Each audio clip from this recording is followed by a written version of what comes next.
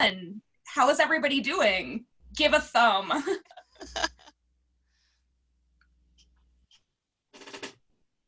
That's what I always say to the students. I see some thumbs up and some mediums, and I always say to the students, that's perfect. Mediums and thumbs up is what we want. Okay, well, you guys all saw the, how bizarre to be sitting in this little office and doing the readings in the library, but I'm really, really glad that we are doing them. And I hope everybody has like a beverage in hand and is settling in for a wonderful Peg. Oh, I see some beverages. Okay, perfect. So we get to have wine at this reading despite strict Val. Okay, so I'll go first, okay, and then Jerry can go next, and I see Genevieve is here. So yeah, I guess without further ado, let's get started. So I probably already went past the 5-minute mark, but what I have here is a found poem. Every line comes from a different student's discussion post this semester I stole from my students in my English 109 and English 1110 classes. I assembled the poem, but these are their voices. Every line is a different student.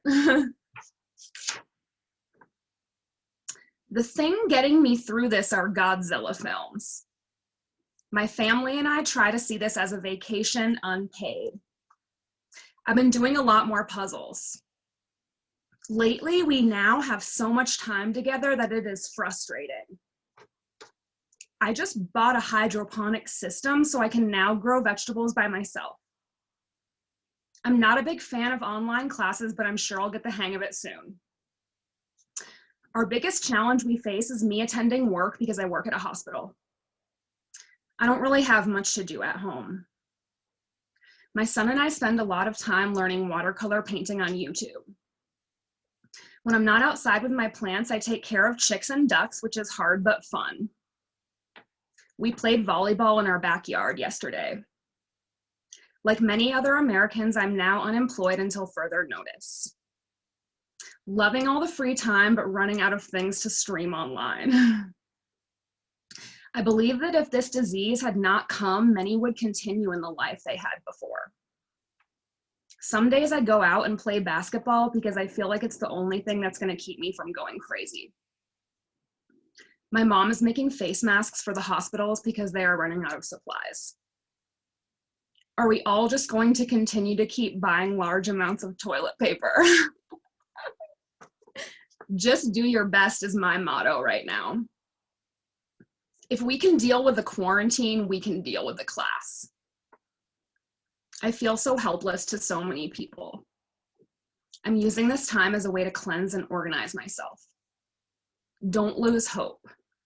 Today is a perfect day to create a perfect day. That's it. Thank you.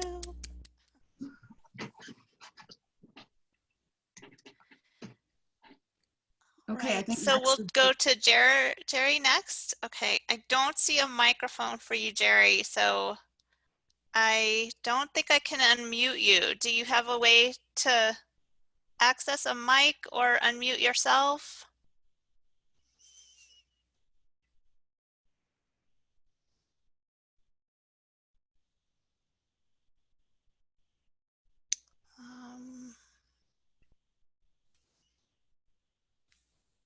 I just don't see a microphone for him. Do you want to troubleshoot a little bit more and we can go to Genevieve? Sure, let's do that. Sorry, Jerry. Let's see.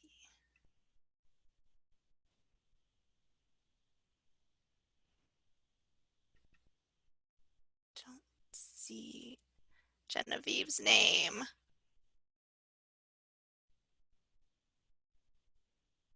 Sorry, she's listed under Hayden. It's Hayden. Okay, great, thank you. There you go, joys Genevieve. Of the online reading. I know. Sorry, my kids have accounts. I don't know whose account I'm using. That's my 6-year-old. Okay, so I'm going to read 4 poems. The first one is a cento, so it takes all of its lines from another source. This one takes all its lines from Louise Erdrich's novel, The Roadhouse. Comings and goings. Some old men said the buffalo disappeared into whiskey and perfume and smoke. We absorbed their comings and goings into our bodies, their rhythm into our bones. Tranced in a blue haze, a buffalo, drinking cold blood and cream, the exact mute pink as the inside of a cat's mouth. Nobody had seen a buffalo for years. If the rabbit is snared, it will reach right into a man's chest, make out in dreams where to find the animals. Past limits, boundaries, to where the rousing synchrony of bells, rattles, deer clackers, cutting through the night would persist into our small forever. Okay, this next poem is called Animals. Spring is roadkill season, crows gathering in the street for lunch, the shadow of a coyote hunched against Pueblo wall, legs limping down the slight slope of an arroyo. I often forget about animals until I'm confronted by their bodies. In Brooklyn, a dead kitten guarded by her clan till I called sanitation, neighbors looking the other direction. On a Saturday morning in winter, the lone Staten Island possum, loping across a snowy field like an Arctic armadillo or a giant rat, plausible in the forgotten burrow. The trotting fox in Fort Collins, the kind I imagine curtsies, wears pillbox caps with hat pins, fans a cape of auburn fur behind her, storybook eyes slick with awareness. All of the bears, non-storybook, that I have survived in campsites and on hikes, no porridge, no chairs or beds, just my ill-fitting bravery, too big for my small and eatable body. I often forget that I am one too, a not-so-wild animal on the move. I growl, prowl grocery store aisles, rub my hands across my hairy legs, and mate on early morning Sundays.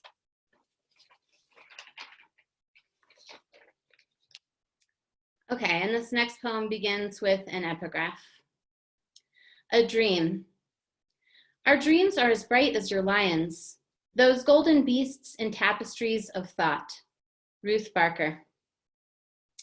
Child, you wake and recount your dream. It is night and we are in a skiff, drifting toward the shore of a small island. Hands like plants stretch up and out of the grass, fingers like thin branches clawing at the air. Some are clutching cut gemstones, facets catching both the first light of sunrise and the eyes of crows. They swoop and dive, wanting something shiny for their curios, but the hands grasp their gems tightly. Even when a bird finally clasps one in its beak, it struggles to keep hold, so the stone is dropping down to earth, tumbling over the open palms until one can snatch it again. More crows dive, and fingernails poke them like thorns in the eyes. I don't know what this dream means, but I know that it's like seeing through antique glass, warped and bubbled and framed in brass. Your eyes close tight, but your little voice still babbles. What night-slick parables will you utter next? Syllables spinning from the spindle of your sleepy tongue. Okay, and last one. This is also a cento. It takes all of its lines from David Mitchell's novel Ghostwritten. A crow or a poet. Folklore said that a person who slept in Kieran's tomb would turn into either a crow or a poet. Two thoughts walked into my head. The first said, stone the crows and do away with the sparrows, with the dark owls in the aviary. It's a sick zoo we've turned the world into. The second thought told me quite clearly what to do.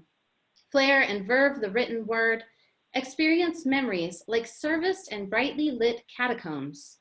The act of memory is an act of ghostwriting, a fire in the porch of a ruined monastery. Thank you. Thank you, Genevieve. Yeah.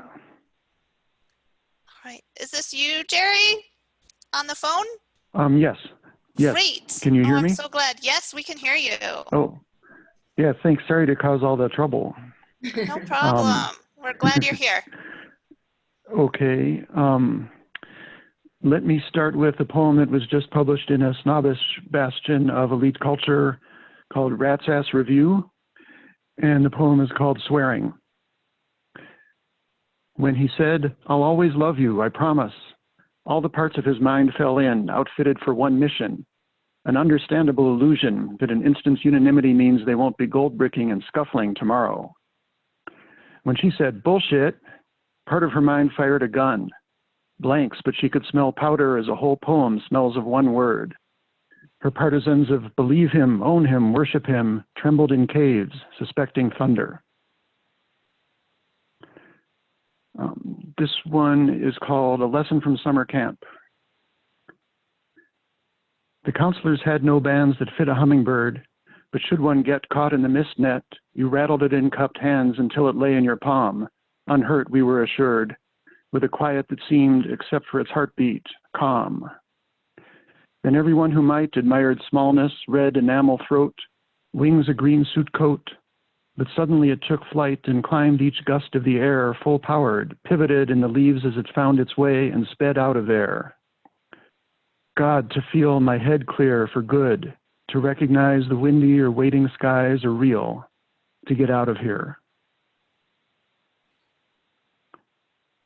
This one is was prompted by seeing a couple things online saying that rappers, and Eminem was mentioned both times, have come up with sound repetitions and correspondences and games that were never before, that are totally unprecedented and defy analysis and stuff like that. So this is called I've Heard This Too Often. If certain rap fans had a mind and were inclined to cast one longing, lingering look behind, they'd know to go to Poe to show what hip-hop can owe to those who mind this or before, or in Hopkins find what makes them stop conceiving rap surpass the past in weaving sounds. Even Stevens found what fun abounds, and with the strings he spins, he brings in Lindsay. So when Eminem and the rest of them marshal their full and partial rhymes and pull for prime, I feel they fall into position with tradition.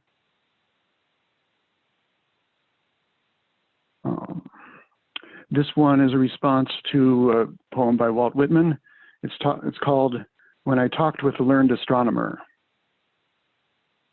Bach, my books, such food as we just ate, these winter stars, my children and their children, my wife. How could I be luckier? The more I know what I love, the more I love it.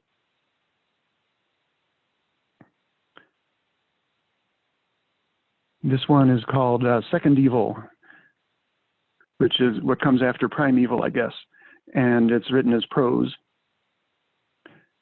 We're shrinking forests to grow the paper jungle, emergence and vines, poems by fools, drafts stacked in the recycle box, the same leaves over and over again, limitless as the allegory. We cultivate our jungle so busily, we might be envisioning its apes, feeling the color of the trees as lost peace.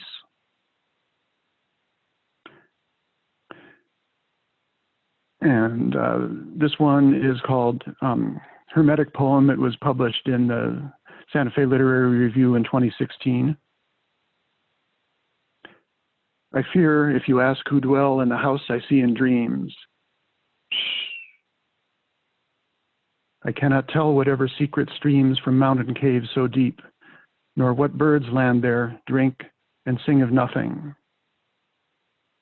I heap these lines to guard the brink of silence, and don't reveal, when spotted hands pluck rose hips, what gum wells up to seal my lips. Thank you. Thank you. So glad you were able to get on, and so wonderful to hear your poetry read aloud. The sounds are just beautiful. Thank you. Thanks. SJ, you are up. And I've unmuted you, so okay, you're set.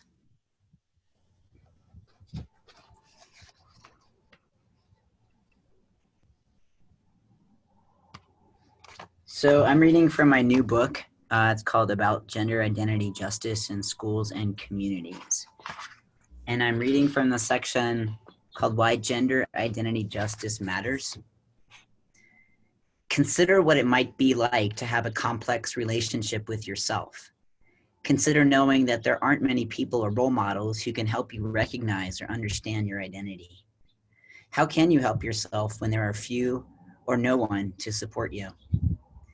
This is an all too common reality for people with gender identities that are positioned as questionable when pitted against that which is perceived as socially acceptable, as human. Daily, people with gender identities that appear unrecognizable or who are misrecognized face the real possibility that they may be threatened, intimidated, and experience violence or even death. These microaggressions are pervasive and derive from intentional prejudice, unchecked bias, and a lack of awareness or information and or misinformation. To help this make more sense, I want to share my personal story. I don't identify with a gender. I identify as trans agender. This means that in the way I think about myself, gender is not present. In this case, the use of trans means a few things that exist simultaneously.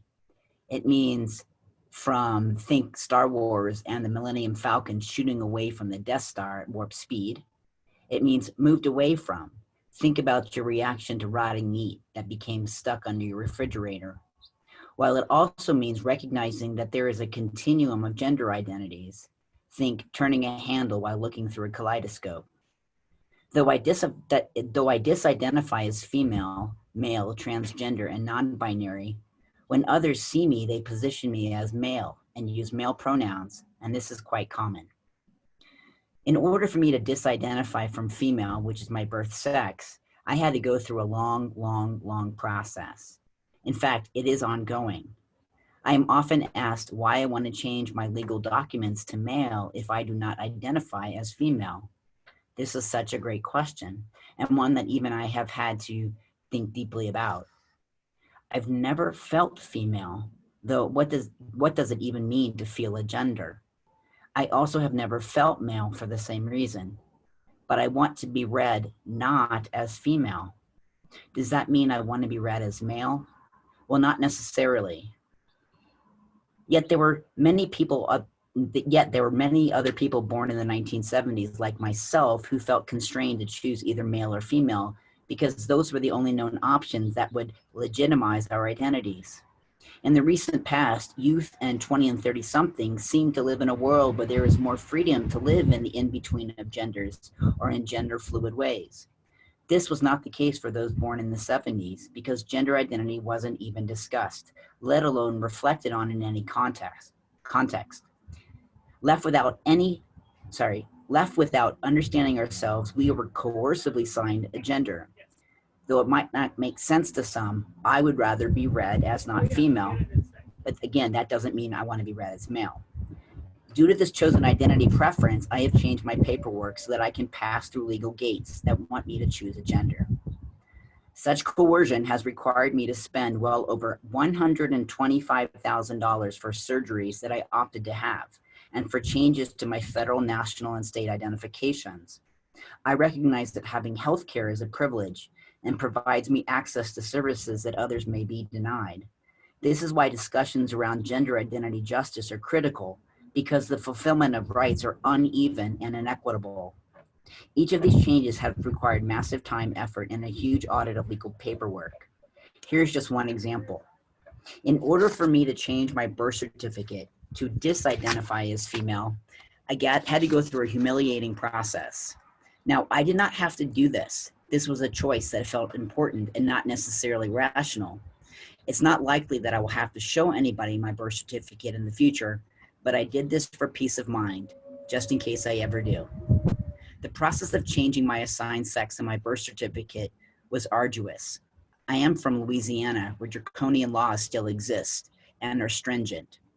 First, I had to travel to New Orleans and see a doctor who the state authorized to confirm any gender changes. In his office, I had to strip my clothing off to prove I had had top and bottom surgery. Then he had to write and certify these changes with a letter. Next, I had to gather notarized documents from my doctor, my therapist, and my surgeons that also attested to these changes. Then I had to obtain medical releases and what is called operative reports for all of my surgeries. I then had to provide before and after copies of pictures from my surgeries, my driver's licenses, and my passports. And I had to have notarized evidence of my legal name change. Lastly, yes, there is a lastly, unless I have something else to do that I may still catch up with me. I had to hire and pay an attorney $2,000 for filing fees, court costs, and attorney fees. My body, to some degree, is not my own. My body is a living audit of this country's prejudice and ignorance. And although it is my body, think about what that means. Think about what it means to not own your body. Think about how such bodies are national and state subjects, vulnerable to shifting policies, and how they can be made disposable. There is indeed a cost and literally a high price to living one's truth. So I'll stop there. Thank you so much, SJ. It's powerful.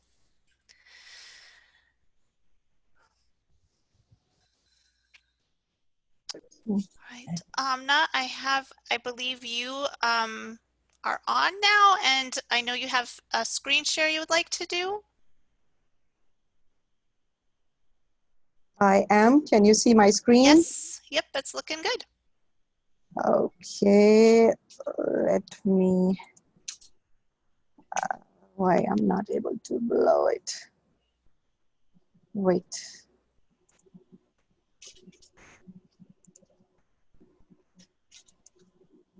Okay, can you see it?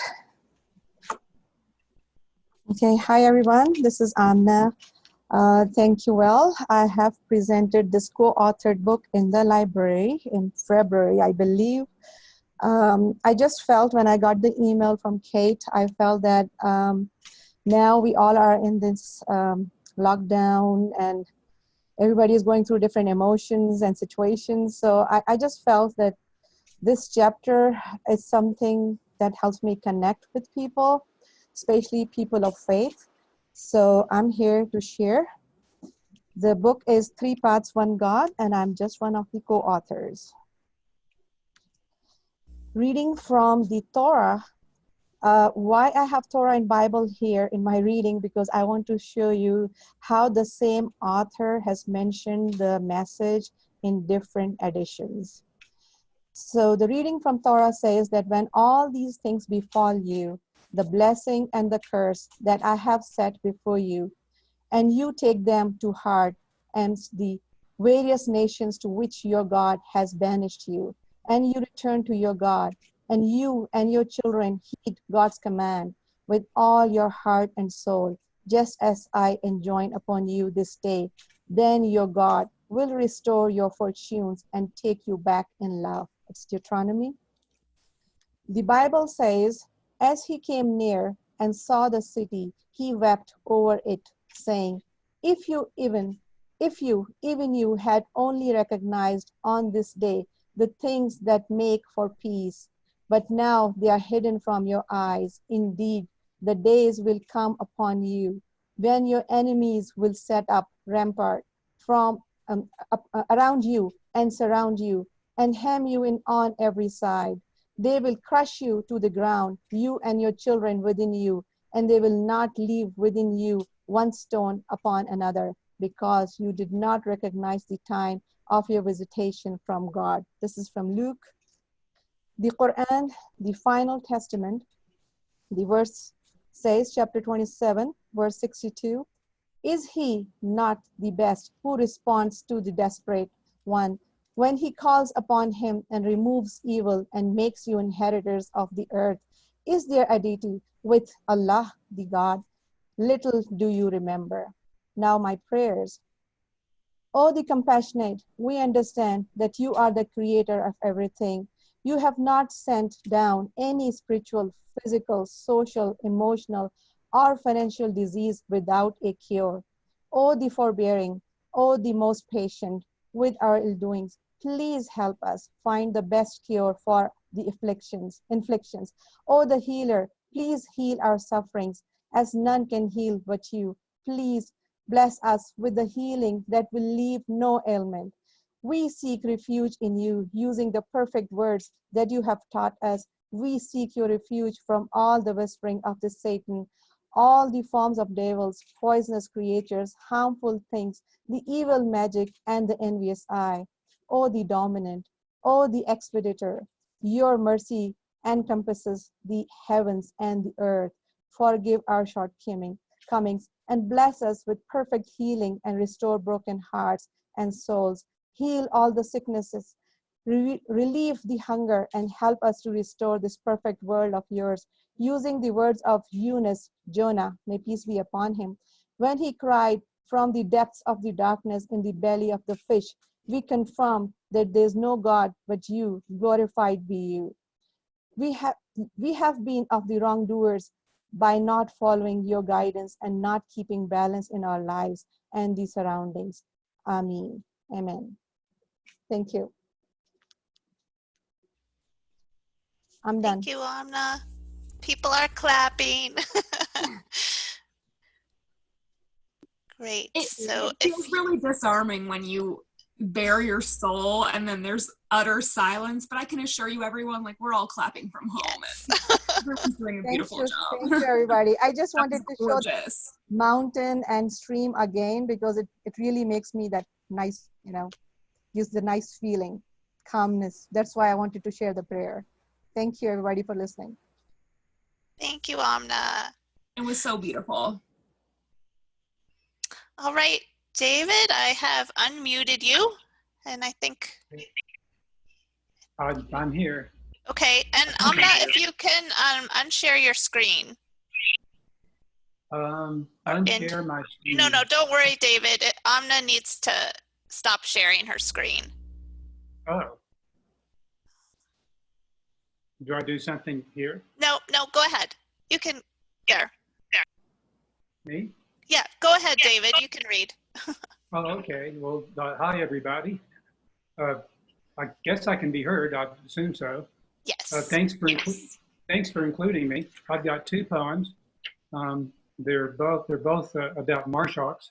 They're sort of companion poems. And the marsh hawk is, maybe you've seen them around Santa Fe. They're small hawks about the size of maybe a real small red tail. There's not really a whole lot of them. You see them out flying over the landscape. They're never sitting down on phone poles or fence posts or in trees, but always in the air.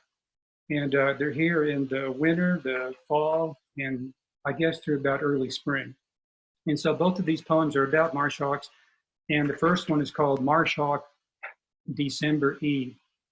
One winter's eve, winter bright, I saw a marsh hawk gliding, all silver-winged, gliding through a silvered wintered sky, December eve, winter bright. I watched the hawk go gliding, a silver dream gone gliding through a wintered silver sky, its under wings below both black. I saw the bird rise up, riding wind on silver wings, and circle round the back. All beyond were silver blue, winter's eve, December bright.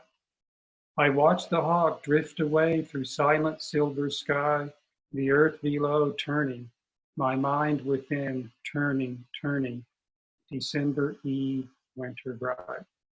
That's the first one. The second one is just called Marsh Hawks.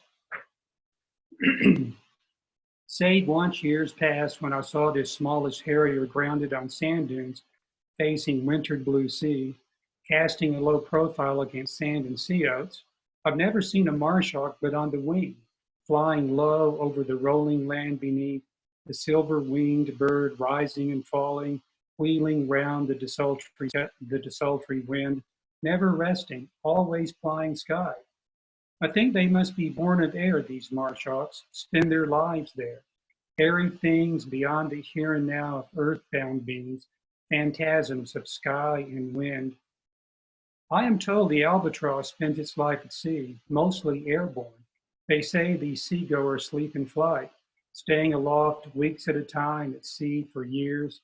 If this is so, the marsh hawk is surely the albatross of land, ever busy in its lofty world above mundane terrestrial things, gliding spirit-like from worlds unrealized. I wonder about their airy lives, so different from ours. When I watch their hurl and rush, their riding the big wind with such ease, my mind goes gliding along, reaching for heavens beyond my myopic horizon. Ah, me, I fondly sigh for their sky worlds, long for wings to take me there, especially on cold days when grounded on sand dunes facing wind-tossed sea, dreaming of Marshalls. And that's the end. Thanks, everybody. Thank you.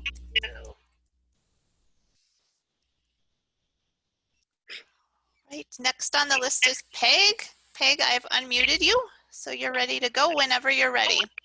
Thank you. Hi, everybody. Thanks Hello. for inviting me. I'm gonna scare you to death because I have 6 poems, but they're all very short. And I have been writing these. If you know, every day in the paper there are 4 jumble words, and I unjumble them and write poems on some days. So these are called my jumble poems. And the first one is called Prunes. Growing up on a diet of meat and potatoes drove me to prune juice. The responsibilities of middle age, serious and onerous, or maybe I just took them that way, drove me to drink a generous pour of wine every night. The effects of gravity in my young old age are driving me to wish for clothes with pulleys to counteract the droop of gravity. And what will old age drive me to? Back to the prunes or the drink or both? Maybe, just maybe, the drive will be to ease, to a calm acceptance, to a commitment that drives me to smile. Thank you. The second one's called Childhood. We were allowed to prowl the neighborhood on warm summer nights so long ago. The kids took over the street while the grown-ups smoked cigarettes on the porches. Those glowing red circles were style, we thought. Really, they were our security. Presence without intrusion. Fondly they watched, fondly we remember.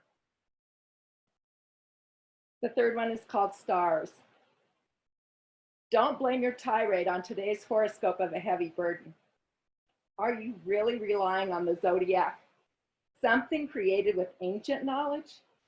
If you want to rely on stars, say you're sorry first, and then think of infinity and cosmic dust, of soft light, and other worlds beyond your reach, or the whole world sitting across the dinner table. This one's called Whoa.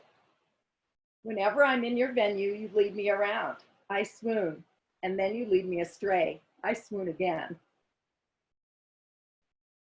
This is called Conceit. It doesn't take an eagle's eye to see the pride in your strut. It doesn't take an owl's ears to hear the coxy toxin in your voice. It doesn't take much at all to watch you scan the room. I suppose you think your trusty methods, your usual lines will work again. But even ordinary women are onto you, and I am anything but ordinary. And my last one is called Change, and I hope it leaves you with something positive. I nudge my burrow deeper into the shade of a weeping willow. We hide here in the semi-darkness, but the jingle of his harness bell has set the birds, the ones high up in the tree, the ones with the long view. That little jingle has set them to singing, singing. Thank you. Thank you. Who knew the jumble could be so inspirational? Okay, I am next up. So one of the cool things about Zoom is that the friend in this essay is joining us tonight from Denver. She never would have been able to come down. So it's good to see you, Jean Marie. All right, here it is. The evening began when my friend and I decided to take a walk after dinner.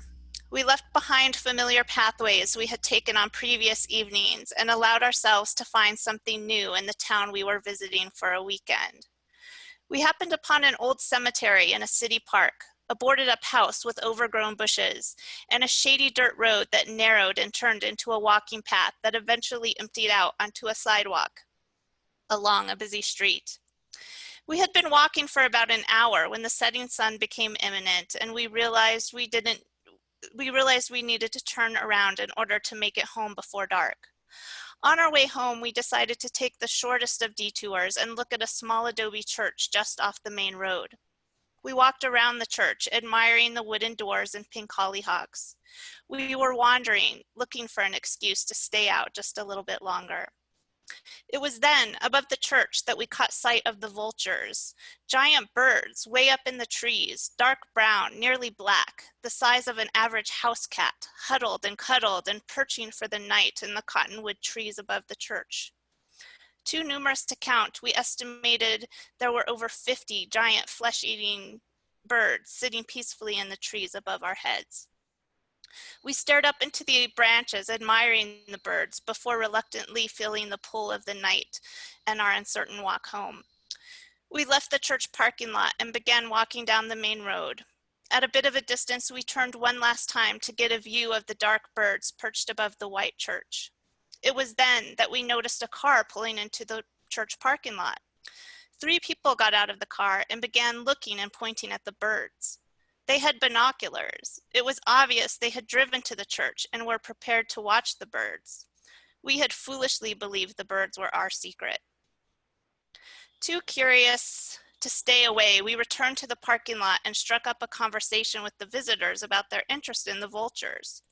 The older gentleman in the group had thinning hair and a slight build, but he spoke with a generous command as he explained that the vultures came to roost in the trees every night. He knew about these birds, and his easy smile told me that he wanted to share everything he knew.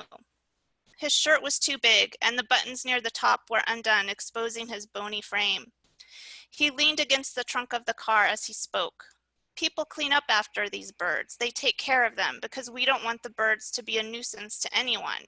We want them here. He further explained that the birds took loft every morning at sunrise. They take their time leaving the trees. They spread their wings as they warm their bodies in the first ray of the day. Back on the ground, the younger man touched my shoulder and offered me his binoculars. His offering was unexpected and made me feel a great warmth toward the people we had gathered with. I took the binoculars and focused on a small grouping of birds. Their heads were turned backwards to their tail feathers, and they nuzzled their beaks into the wing feathers as they prepared to sleep. As our time together in the parking lot passed, I began to worry about the elderly man in our group. I looked at him and wondered about his arrival in the parking lot, and I couldn't help but believe he must be in his final days of life. He was frail and fragile and had a determined peace about him. I began to construct a story about the people with an unwavering belief. I had decided that the son and his wife had made the trip from far away to spend the last days together with their dad. These last days would be filled with treasured yet difficult moments. Maybe our common interest in the birds was enough to bring his son a moment of peace in what was otherwise a day filled with a series of last times. My mind began to circle around my own recent losses. In the chasm between life and death, there is an easy comfort found in the presence of strangers. Strangers can be an antidote to everything we don't know. I don't mean the random presence of strangers, but the true presence of people we do not know, people who offer themselves to the circumstances at hand, people who are willing to sit in silence, people who, by sharing in a moment of imminent loss, give a part of themselves to those who are caught in loss's misery. In concern and wonder, I looked up at the ever-dimming light with the binoculars raised to my eyes. I took one last look at the birds and noticed for the first time something I hadn't seen before, something that I could have easily seen without the binoculars but had missed. Removing the binoculars from my eyes, I saw feathers floating in the airway above our heads, a multitude of gray, lighter than air feathers. At first, I thought the feathers were raining down on us, but as I watched the light downy feathers in the air and anticipated their arrival in my open hand, I saw that the feathers were not falling at all. They were floating on warm air currents. They were falling down and floating up in the fading July evening light.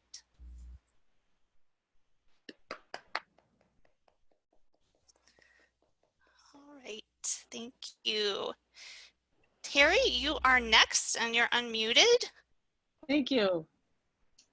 Hi, everyone. By the way, I'm teaching, I'm Terry Wilson, and I'm teaching the English 1320, Exploring Creative Writing in the fall. So if you know of any students that are interested, you could let me know. Kate has my email. Okay, so this is called Curtains, and I just, for some reason, wrote about this a couple weeks ago. Curtains. My mom used to clean our filmy white curtains in the living room twice a year. I never really thought about our curtains till she tended to them spring and fall. After she removed them from their rods, she placed them in our big washer in the basement, though those curtains seemed too fragile and sacred to be subjected to a normal wash-rinse cycle. Plus, our cellar was spooky, damp, and dark, way too spidery and foreboding for those curtains full of light. But they were too huge to launder in the sink, so maybe our washer did have a delicate cycle. Then once they were spotless and starched, my 95-pound mom pulled those sheets of white out of the washer and hoisted them dripping to the backyard, tossed them over the clothesline just to let the grassy wind lick the drops of water off. And then the final step. It was not possible to iron such an expanse of faux linen. Plus, the heat of those old irons was unreliable in the old days. So one by one, my mom spread them out on wooden stretchers, attaching each curtain's edge to tiny sharp pins that she had to be careful not to stick her fingers on, because one drop of blood would ruin those ivory clouds.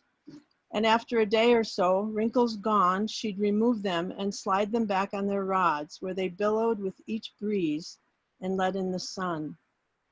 "Look what I did," my mom said to us, standing in the living room, her right arm outstretched as she showed off her handiwork. "Aren't they nice?"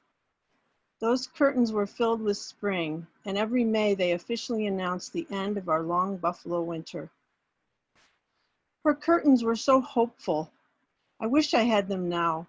Ours are shorter and a little more sheer. They keep out the winter, but not the coronavirus, not the knowledge of so many people dying, not the thought of ventilators trying to bring air and movement back to so many poor souls' lungs. John Prine died, a musical genius who's gone years before he should have been, like so many other men, women, and children. Mortality is on my mind. And sometimes I feel like I'm in limbo now, like it's not real life till we all can go outside again and resume our activities. Like the time you spend in an airport, filler time. Limbo, when I grew up in the Catholic Church, was not Chubby Checker's Limbo Rock I used to dance to under a broom in my friend Roseanne's garage when I was 12. Limbo was the space between heaven and hell, invented by the church because they needed a place for babies to go if they died very young because they hadn't sinned, so no hell, but they couldn't go to heaven either because they hadn't been baptized. They still had original sin on their little souls. The sins of Adam and Eve, especially Eve, of course. Later, I think Pope Benedict closed down limbo, but what happened to those babies we prayed would escape that strange purgatory? They must have flown to heaven, but now are stuck in one of the back rooms. Still, the concept of limbo is useful. It's the in-between place where we are now. Waiting for the virus to abate, waiting for a better president, waiting for someone to develop a vaccine, or waiting to become peaceful enough to stay imprisoned in the house most of the time. I feel like I'm in limbo, or the hem of hell, as they called it in those fun years of past centuries, when I witnessed Trump's cruelty and incompetence, or read about that family in Louisiana where the mom and her 3 sons died of COVID-19. In 2008, Mark my husband, had pneumonia for months, complete with urgent care and hospital stays, and he had to be on oxygen, and the doctors didn't figure out his diagnosis for a long time. Every night I watched him sleep to make sure he was still breathing. I would not wish that on any family. But there are times when I'm on the edge of heaven too, like when Mark and I take hikes in Pecos and see more deer than we've ever seen out there, as the ponderosa pines wave in the wind and the Pecos River bubbles along. Last night when I walked under the big white moon, I talked to my mom and realized that being born in 1917, she was alive for the last year of World War I and even the Spanish flu epidemic. She was 12 when the stock market crashed. She lived through the Great Depression, through her dad leaving her mom penniless with 5 kids, Then she met my dad, but he had to fight in World War II and everyone had to deal with Hitler. Later, my dad had a drinking problem. By then, my mom had birthed 6 kids, but in the 1940s and early 50s, she and many other parents had to worry about their kids getting polio till the vaccine was finally created. Eventually, she coped with her parents dying, then all her siblings, and finally my dad, and then her second husband died too. My mom had joy in her life also and died at 97, 5 years ago. But I figure if she could survive all the adversity in her life, I guess I can live through a pandemic. Though I'm concerned about my siblings' health, Mark and I can still hike near rivers together and see deer and so many birds. And there are tiny green shoots coming up in our garden again. The irises are even starting to bloom. Like my mom's curtains, hope billows in with the sun. Thank you. All right. Yay. I unmuted everyone. So if you want to unmute yourselves, you can do that and clap. Hey, everyone. Beautiful, Terry. Is there anyone else who is reading this evening?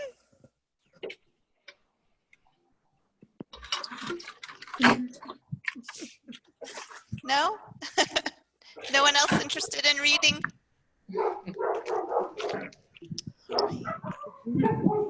Well, thank you all for sharing. It's so nice to be able to have this virtual experience, and hopefully we'll be back together soon and be able to see each other in person, even if it's from afar. And have a good evening. Thank you all for coming. Thank you, Kate, for organizing all of these. It's been great. I hope whoever's having a dog fight at their house right now. We might need to save someone. Feed something. This was so beautiful. It's so good to see all your faces. Yeah. Kate, do you think maybe we'll do anything informally? I wasn't ready today. I didn't even know if I was going to get on, but do you think we might do some more of these? Like, yeah, I just think informally? there will always be readings in the library every semester, even if we're not necessarily on campus. Oh, shoot. But how do you feel about in the fall, Val? Oh, definitely. We'll figure it out. Do you feel like there's a chance we'll be on campus in the fall, or do you have any knowledge of that? I don't have any information. What about the summer? I think the summer, it doesn't sound like we'll be on campus at all. So if anyone is interested in putting together a reading for the summer, I don't know, are there creative writing classes happening this summer? Yeah. There's Terry's class. It's just Terry's class, Intro to Creative Writing. Actually, I call it Terry's class, but Austin's teaching it this summer, and it's going to be online. It's going to be so great. So if anybody wants to like just stay connected to their writing, or Austin's an amazing teacher, and he's been published hundreds of places. It's Stanley. It's Stanley Eichelberger is the way his name is listed in the catalog. But yeah, I'm happy to gauge people's interest and organize something in the summer if you guys want, because this was so fun. It's nice to see other people. Totally. I know. Really nice. It would give us something to look forward to, I think. Definitely. Whether we're on campus or not. I think having a plan, regardless of our circumstances, in the ways that we can plan, is an important thing to try to do. Yeah. When will we know about whether the classes in the fall are in person or not? I don't know. Look at your crystal